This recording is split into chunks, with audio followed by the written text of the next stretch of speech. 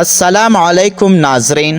ایک دفعہ سلطان صلاح الدین ایوبی رحمۃ اللہ علیہ اپنے 10 سپاہیوں کی چاق و چوبند دستے کے ساتھ، جن میں 11واں علی بن سفیان بھی موجود تھا، جنگل میں شکار کرنے کے لیے نکل پڑے۔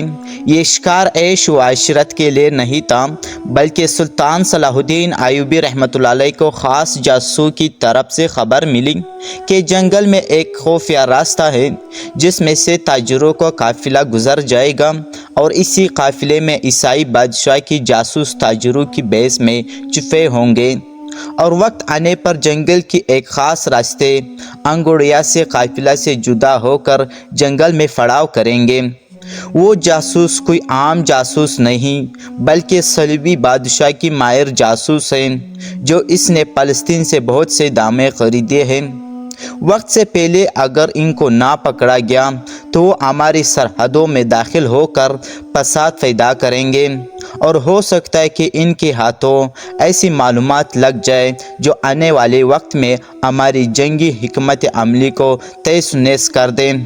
حتیٰ کہ سلطان کو یہ خبر بھی ملی کہ اگر ایک جاسوس بھی جنگل سے بچ کر نکل گیا تو سمجھو سارے جاسوس بھاگ گئے۔ الارض جب سلطان صلاح الدین ایوبی رحمۃ اللہ علیہ جنگل میں شکار کرنے کے مقصد سے پہنچا تو سلطان اپنے مقصد کے تحت سپاہیوں کو پیچھے چھوڑ کر آگے اسی راستے کو تلاش کرنے کے لیے چلا گیا۔ سلطان اپنے گھوڑے پر سوار اس راستے کی تلاش میں تھا کہ اچانک سے ایک لڑکی کی چیخنے کی آواز آئی۔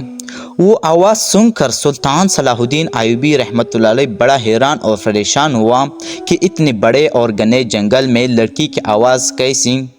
سلطان صلاح الدین ایوبی رحمۃ اللہ علیہ نے اپنا گھوڑا اسی طرف دوڑا دیا جس طرف لڑکی کی چیخنے کی آوازیں آ رہی تھیں۔ جب سلطان صلاح الدین ایوبی رحمۃ اللہ علیہ وہاں پہنچا تو دیکھ کر سلطان کے پیروں تلے زمین نکل گئی، کیونکہ ایک شاہی لباس میں ملبوس زخمی لڑکی ایک سور کے ساتھ لڑائی کر رہی تھی۔ سلطان نے سور پر وار کیا اور اسے اپنی تلوار سے کاٹ کر رکھ دیا اور لڑکی کی جان بچا لی۔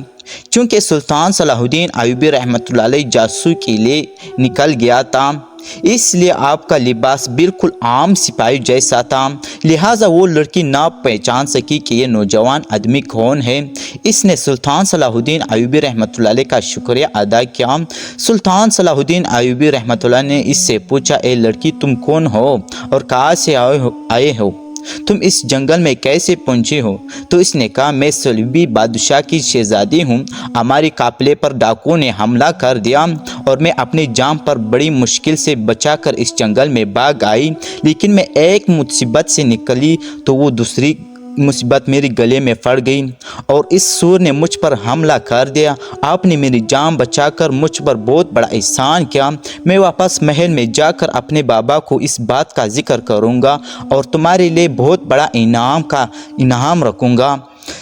پھر شہزادی نے کہا، ہمارے پوچھ کے آدمی تو نہیں لگتے ہو، لیکن اگر تم میرے ساتھ چلو تو میں تمہیں اپنے بابا سے، جس طرح تم نے بہادری سے میری جان بچائی، تمہیں فوج میں ایک اہم عہدہ دلوا دوں گی۔ سلطان صلاح الدین ایوبی رحمۃ اللہ علیہ مسکرائے اور اس لڑکی کو کہا کہ اب سورج ڈھلنے لگا ہے، اندھیرا چھا رہا ہے، لہٰذا تم میرے پیچھے پیچھے چلو، میں تمہیں کسی محفوظ جگہ پر لے چلتا ہوں۔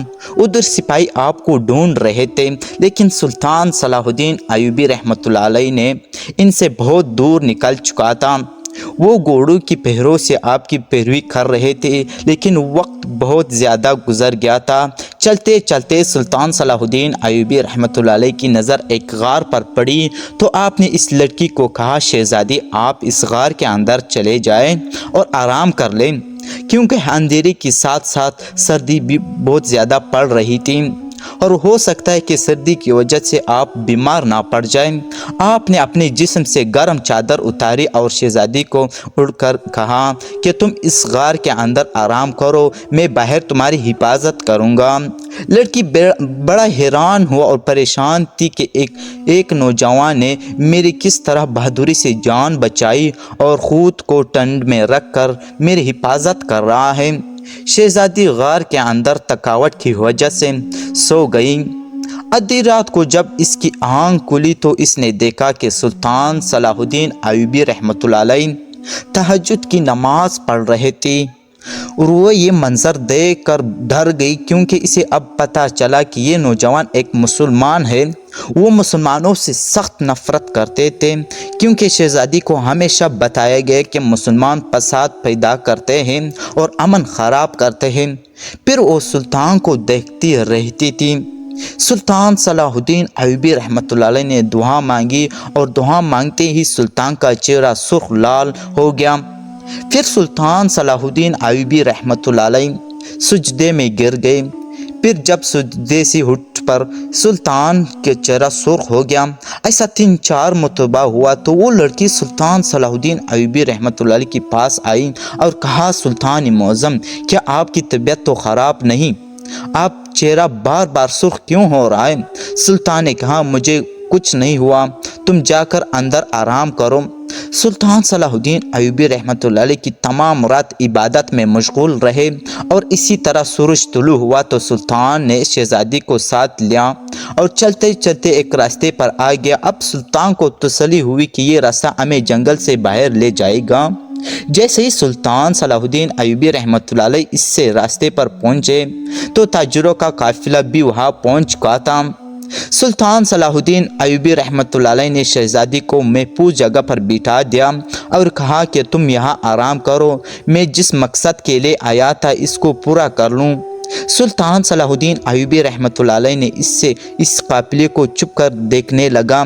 جاسوس کی خبروں کے مطابق اس قافلے سے بہت سارے جاسوس علیحدہ ہو گئے اور ایک خفیہ راستہ لے کر وہاں چلے گئے۔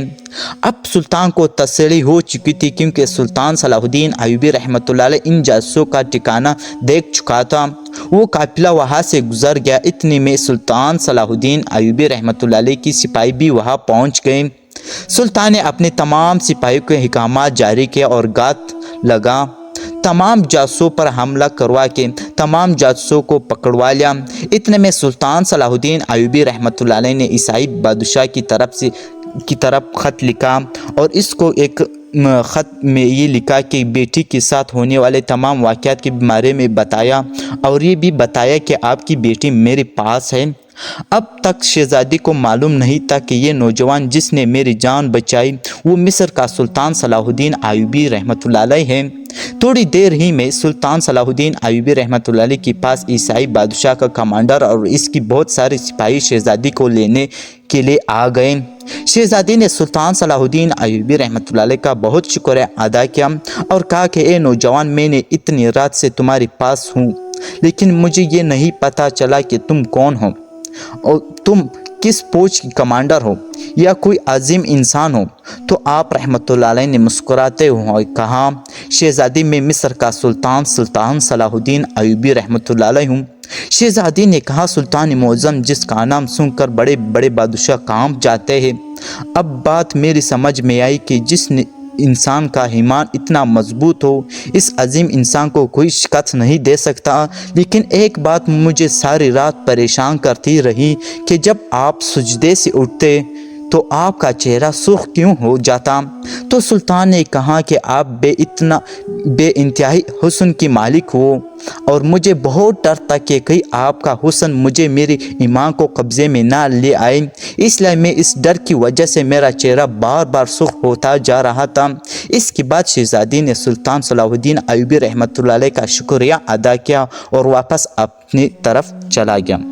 تو اگر دوستو اس ویڈیو سے آپ نے کچھ سبق سیکھا تو ویڈیو کو لائک کر کے چینل کو ضرور سبسکرائب کر لیجیے اور بیل نوٹیفکیشن کو آن کر کے، تاکہ اسی طرح اچھی ویڈیو کی نوٹیفکیشن آپ لوگوں تک پہنچتی رہے۔ بہت شکریہ۔